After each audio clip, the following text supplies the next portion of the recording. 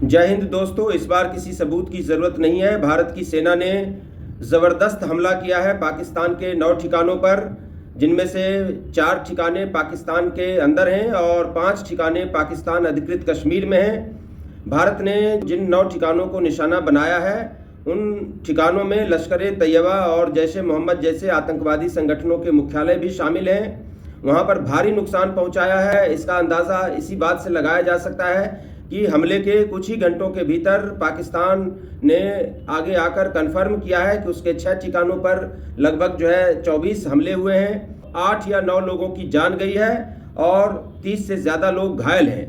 तो आप समझ सकते हैं कि पाकिस्तान जो हमेशा डिनायल मोड में रहता है, इस बार हमले के महज कुछ ही घंटों के भीतर आकर उसने स्वीकार किया है और तमाम दुनिया में पाकिस्तान के नागरिकों और मीडिया के द्वारा जो वीडियोस बनाए गए हैं वो वायरल हो रहे हैं। ये सारी बातें इस बात के सबूत हैं कि भारत ने जो जवाबी कार्रवाई की है पहलगाम हमले के खिलाफ, उसमें पाकिस्तान को भारी क्षति पहुंची है। वहां के आतंकवादी अड्डों को काफ़ी नुकसान पहुंचा है।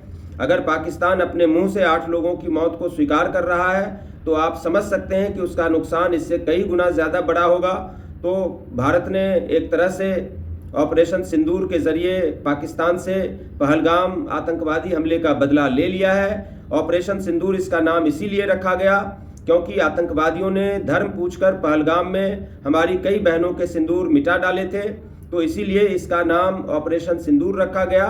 और जो आतंकवादियों का कृत्य था, उसके जवाब में भारत ने एक तगड़ा अटैक किया है। इस अटैक को करने के लिए भारत की सीमा के पार नहीं जाना पड़ा है। भारत की सीमा के अंदर से ही सारी मिसाइलें दागी गई हैं जो बिल्कुल सटीक निशाने पर जाकर लगे हैं। पूरी दुनिया में इन हमलों की पर प्रतिक्रिया भी आनी शुरू हो गई है। अमेरिका के राष्ट्रपति डोनाल्ड ट्रंप ने कहा है कि हमें पहले से पता था कि कुछ न कुछ होगा ज़रूर, क्योंकि इन दोनों देशों के बीच लड़ाई काफ़ी पुरानी है।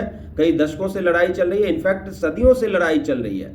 तो दुनिया पाकिस्तान के इतिहास से वाकिफ़ है। पाकिस्तान एक आतंकवादी देश है। पाकिस्तान लगातार भारत में आतंकवाद की सप्लाई करता रहा है। पाकिस्तान ने ओसामा बिन लादेन जैसे आतंकवादियों को शरण दे रखा था अपने यहाँ। बाद में अमेरिका ने पाकिस्तान के अंदर ही एबटाबाद में ओसामा बिन लादेन को मार गिराया था। तो पाकिस्तान किस तरीके से दुनिया भर में आतंकवाद की सप्लाई करता रहा है, इसके लिए किसी प्रमाण की आवश्यकता नहीं है। पूरी दुनिया को इस बात की जानकारी है और भारत के धैर्य का बांध अब टूट चुका है। भारत ने बहुत साफ शब्दों में कहा है कि हमने केवल आतंकवादी ठिकानों को निशाना बनाया है। हमारी पाकिस्तान से कोई लड़ाई नहीं है, हमारी लड़ाई आतंकवाद से है, इसलिए हमने आतंकवादी अड्डों को निशाना बनाया है। लेकिन पाकिस्तान भारत की सधी हुई और संतुलित प्रतिक्रिया के बावजूद इसे युद्ध की कार्रवाई बता रहा है और जवाबी हमले की धमकी दे रहा है। देखते हैं क्या होता है। अगर पाकिस्तान जवाबी कार्रवाई करता है तो एक तो भारत की तैयारी निश्चित रूप से जिस पैमाने की है उसमें उसकी जवाबी कार्रवाई शायद बहुत ज़्यादा असर पैदा नहीं कर पाएगी। लेकिन यदि वह जवाबी कार्रवाई की हिमाकत करता है तो इस बात में भी कहीं कोई संदेह नहीं कि भारत इस बार आर या पार के मूड में बैठा हुआ है।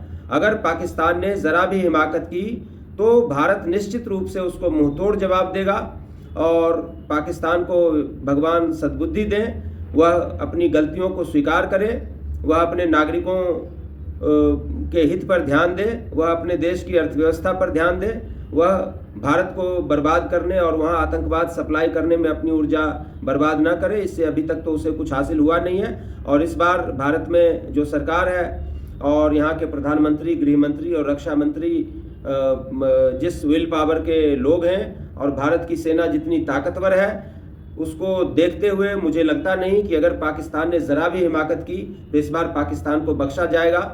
पाकिस्तान की हिमाकत ये तय करेगी कि पाकिस्तान का भविष्य क्या होगा।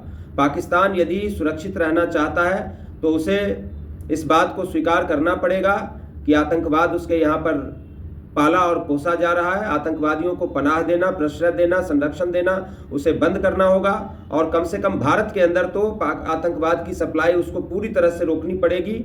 लेकिन इसके बावजूद अगर पाकिस्तान अपने पुराने ढर्रे पर जारी रहता है तो इस बार अंजाम कुछ भी हो सकता है।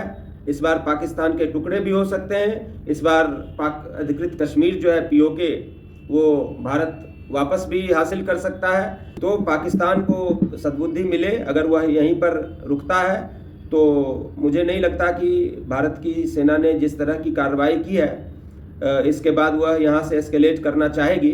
लेकिन यदि पाकिस्तान हिमाकत करता है तो निश्चित रूप से ये लड़ाई आगे बढ़ेगी और किसी भी अंजाम तक पहुँच सकती है। लेकिन एक बात तय है कि भारत की सेना को पछाड़ना नामुमकिन है। तो भारत की सेना के लिए हमारी पूरी शुभकामनाएं हैं। भारत की सरकार के लिए हमारा पूरा समर्थन है और भारत के सभी 150 करोड़ लोग पूरी तरह से एकजुट हैं। बहुत बहुत धन्यवाद। नमस्कार। जय हिंद। भारत माता की जय।